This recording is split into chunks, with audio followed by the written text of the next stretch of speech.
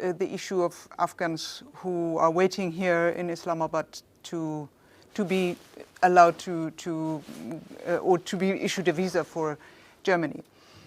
The German foreign minister said that he had a call with his colleague in Pakistan, and there was some kind of an understanding that the process could prolong until the end of the year. I think the word deportation is not the correct expression that needs to be used over here, because deportation is not the thing that's being actually done. You see, Pakistan has hosted millions of Afghan refugees over a period of more than 40 years. And we consider Afghanistan as our brotherly, neighborly Islamic country. Refugees that came from Afghanistan, because we need to understand the context of what's going on right now. So Pakistan hosted them willingly over decades. There was a foreign intervention in Afghanistan, Soviet Union, and then there was a long period of conflict of this internal civil war. So since Doha Agreement, there is no foreign forces over there, and there is an interim Afghan government. There is no civil war also going on. If you talk with the interim Afghan government, they claim that there is a lot of peace over there, and they claim that everything is hunky-dory. They claim their economy is very good and everything is great. So then this reason of these Afghans staying in Pakistan doesn't exist anymore. There is a lot of empirical evidence that a lot of these Afghans who are here, they are involved in terrorism, they are involved in criminal activities, they are involved in drug trafficking, in narco, in multiple things. Any state, whether it's Pakistan, it's Germany, it has its first right is towards the peace, stability and security of its own citizens. Nothing like forced deportation, as the people would like to say it. So the process has been going on for months and years now. So it was, I think, last year, I think perhaps in October, that the state decided enough time was given that the people will be sent back. We are going in a very systematic manner, and we have a very logical way of doing that. And Pakistan has been giving extensions and extensions and extensions for multiple times. The visit of Field Marshal Munir to the US. I just read in the New York Times, Prime Minister Modi could come to the same location at the same time when the Field Marshal had lunch with President Trump. Was Pakistan aware of this idea that the two could meet there? And if you were aware? As far as Pakistan is concerned, the substantive part in issue is that whether we would like to engage with the Indians or not. Pakistan believes that there's always that the issues needs resolution, and it's very important that the international players, especially players like USA, they must intervene and they need to come and resolve the issues like which are the enduring reasons of the conflict that is going on. Because on 10th of May, actually the only fire has ceased. It's ceasefire that happened. The conflict endures, whether it's the Kashmir issues, whether it is the state-sponsored terrorism of India, whether it is the rising extremism or the Hindutva mentality, rationality that has gripped India. It is important for the international community, through its mediation, the Indians are made to realize that this sort of irrationality and this strategic arrogance, the path of the hubristic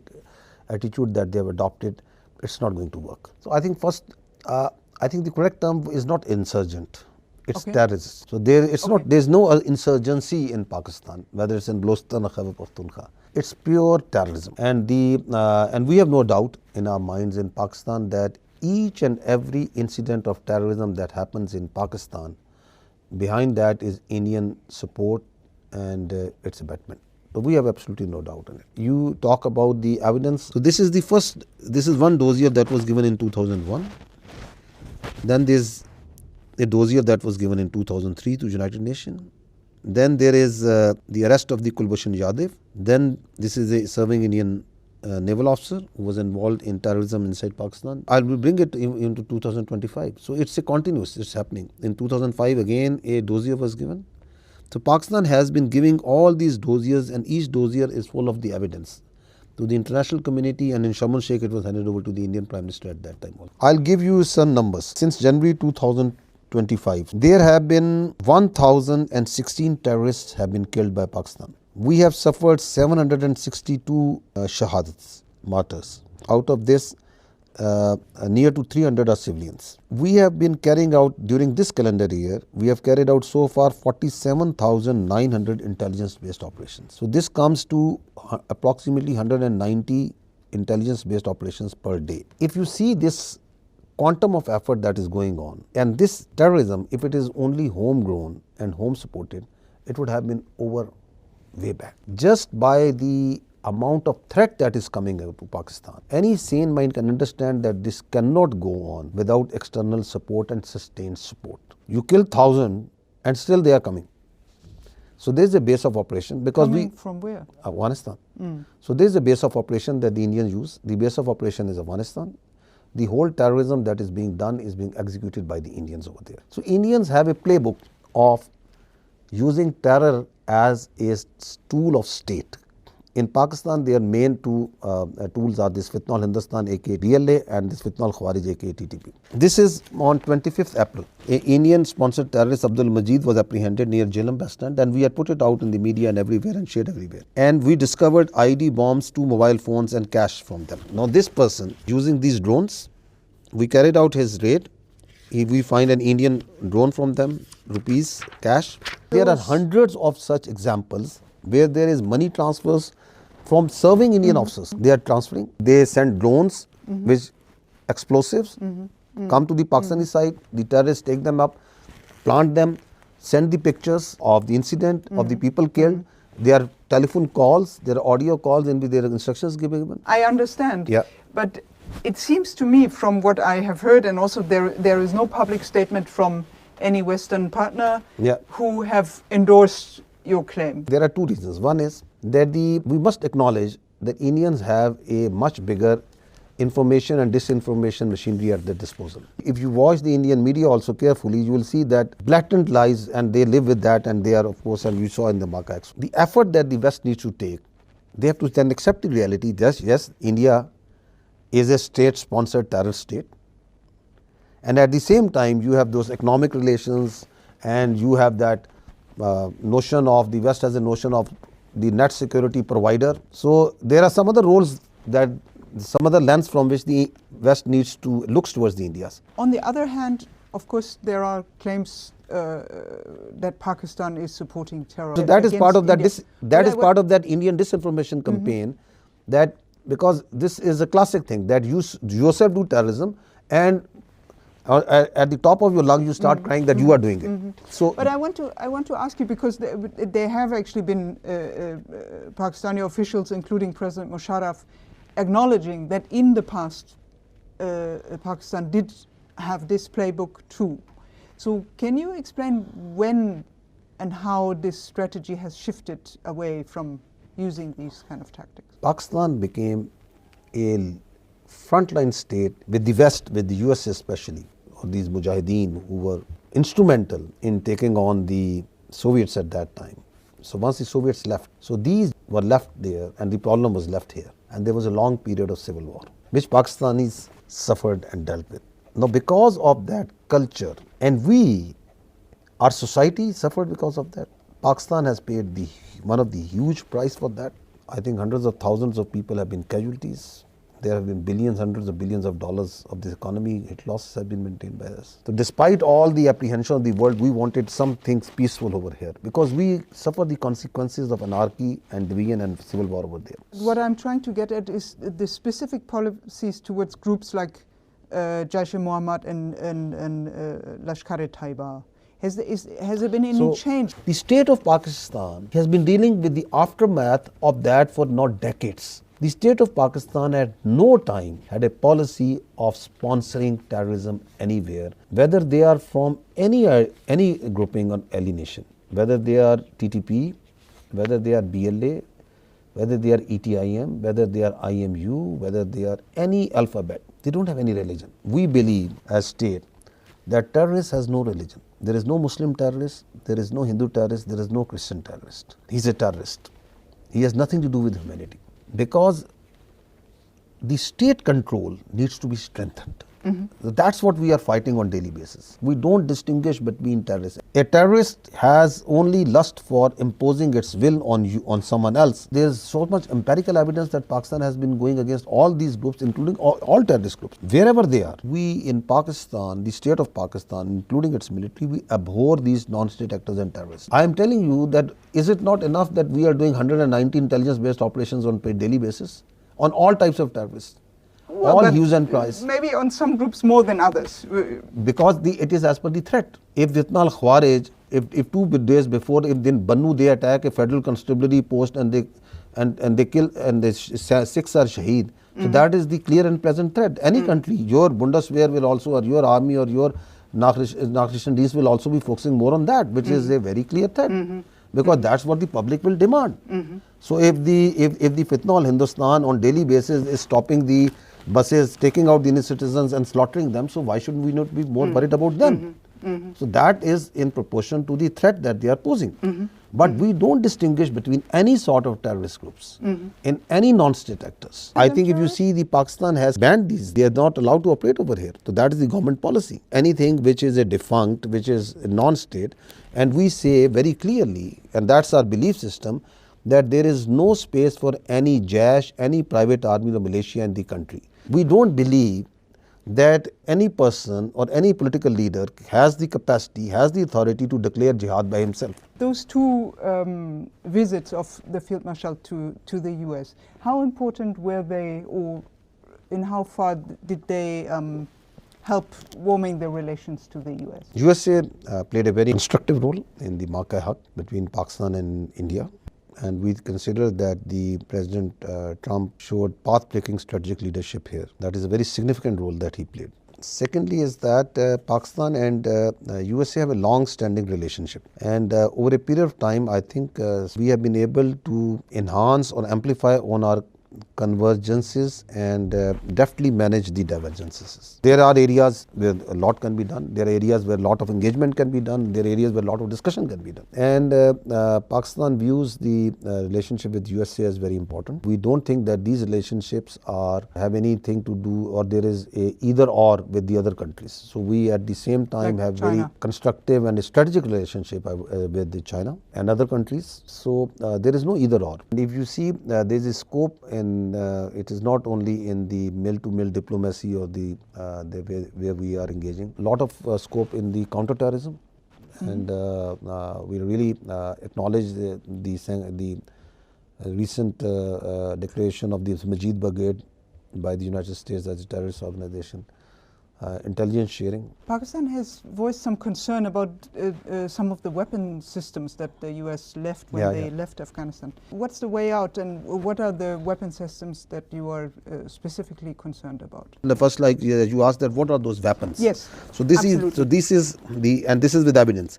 So this is with Mianwali Air Base was attacked on 4th November 2003. These are the terrorists killed, and these are the weapons recovered. And each weapon, this is M4, this is M16, these are all US made. We share all this data with the Americans. They do have that. Now this is after Indian Pahalgam. So this is 71 people were taken out in one go at one night. So these are those weapons. The amount that the weapons they have left is huge, and this is given in, I think, a SIGAR report. And this is itself the SIGAR report, which says that after withdrawal of the United States and NATO forces, more than $7.2 billion worth of US equipment has been left. It is 4,27,300 small weapons, part of which you are seeing here. 17,400 NVDs, again they are using that, and because of that the night capability of these terrorists has increased a lot, which is a real problem. There are more than 22,000 vehicles, 167 aircrafts and helicopters. Terrorists have no religion. So a terrorist who right now is in Fitna al-Khawarij, tomorrow for $100 per month more, he will be ready to fight anywhere else. Important is that that now I think there is a realization in all over the world that these non-state actors which are operating inside Afghanistan, they are not only a threat to Pakistan, they are a threat now to the region and to the world at large. We would like to know more as journalists about the thinking of the Army Chief of Staff about India and his ideas about, how to solve this problem. India externalizes its internal problems and internalizes its external problems. Now this is a very dangerous thing. They have a internal problem, which is the oppression of the minorities, especially the Muslims. And there is a lot of empirical evidence that an objective person can see. If you see Kashmir, a small place, there are 1 million strong security forces, intelligence people in Kashmir. You put that many people in any part of Germany also, the people will rise. And this is there for decades. Any house, any day can be searched any time. Houses are bulldozed on small reports. So they have that internal issue. And you blatantly and blanketly say that all of this is Pakistan is sponsoring this terrorism. So you have an internal problem that you are externalizing it. You say that any terrorist act that happens in India, and we will go for Sindoor 2.0. So you are giving a blank check to all your police departments, intelligence agencies, we know what to do. And then you have an external problem like Kashmir. It's an internationally recognized dispute. It is on the UNSC resolution who have asked, and we abide by it and we advocate that let there be a plebiscite, let the people of the both sides of Kashmir decide that what side they want as per the agreement that was made in the United Nations. And you say no, it's a bilateral issue and it's an internal issue. No, it's not an internal issue. Now couple with it the rising extremism and Hindutvaization of the Indian society and polity. They have Hindutvaized their military. Where was the Indian army chief immediately after Mark-e-Haq? He was going to some shrines and putting on saffrons and asking for blessings of the goddess that for the Sindoor too. So well, I guess your chief of army staff also went and prayed, right? We pray, all of us pray 5 times a day. But we don't go and we don't dramatize it. I want to ask a last question about Balochistan. Do you feel that the grievances that do exist are properly addressed? Balochistan is 44% of Pakistan. It's a very large area. Pakistan, if population is 250 million, the population of Balochistan is 115 million. So let's talk in facts. Out of those 15 million, as per the last census, I can say that about 30 to 40%, maybe 40%, maybe one someone gets 30%, I don't have the exact figures. They don't live inside Balochistan. Because once the census happens... They don't live where? Inside Balochistan. Because when census happens, if I am a Baloch and I am living in Islamabad, I'll get myself counted as Baloch in Balochistan. Because that is my permanent address, this is my temporary address. So about 10 million people actually live in whole of Balochistan, so in 44% of Pakistan. Out of these 10 million, more than 30%, I think about 34% are not Baloch, they are Pakhtun. About 30% are Brahvi. And then there are settlers, there are Hazaras. So first see that how many Baloch are we talking about. Then more Baloch live in southern Punjab, who are ethnic Baloch, and in northern Sindh. Balochistan is part of Pakistan, will always remain part of Pakistan. It is very integrated with Pakistan. If you talk about missing person, okay, there are people who say that they are missing persons, okay. There are people who are part of this BLA, this Fitna Hindustan, they give me the list of those people, they are all the missing. They take their posters, we kill these terrorists and we say, okay, this is the same man that was in the missing person list. Why was he missing? He was in Afghanistan, he was somewhere in India, somewhere getting training, where was he? So the government what did was, instead of talking in this rhetoric, they did in 2013 or 12, what they did is they made a commission on enforced disappearances. And they made a Supreme Court justice and they independent of all the administration. It has got provincial commissions, it is called a district level commission. And the first thing that they asked is, okay, if they are missing, that person must be having a name, a father name, a CNIC card, a place of address. That's why he is missing. So the people who are saying there are tens of thousands of missing, we said, okay, if there are 50,000 missing, bring those missing in front of us. Half of these missing persons are those who are part of the BLA, who are terrorists, and this keeps on happening. So the Commission of Inquiry since 2011 has reviewed 10,405 missing person cases with 8,144 resolved. 2,261 still are under investigation. Between 2005 to 22, the charitable organizations in Karachi only have recovered 35,980 unclaimed dead bodies. So that figure also is counted. And there are currently 28,000 Pakistanis who are confined in foreign jails also, as per the Ministry of Foreign Affairs. Now missing persons out of this in Balochistan, if you see the total cases that were brought in case of Balochistan in front of the Commission were 2,911, out of which 2,459 have been resolved and tracked. So the only balance is 452 persons. So more missing persons are there in Punjab and Sindh, being larger provinces. There are more cases were reported from there. Between 2005 to 22, the charitable organizations in Karachi only have recovered 35,980 unclaimed dead bodies. So this is everywhere. So they make politics out of whatever suits them. Thank you very much.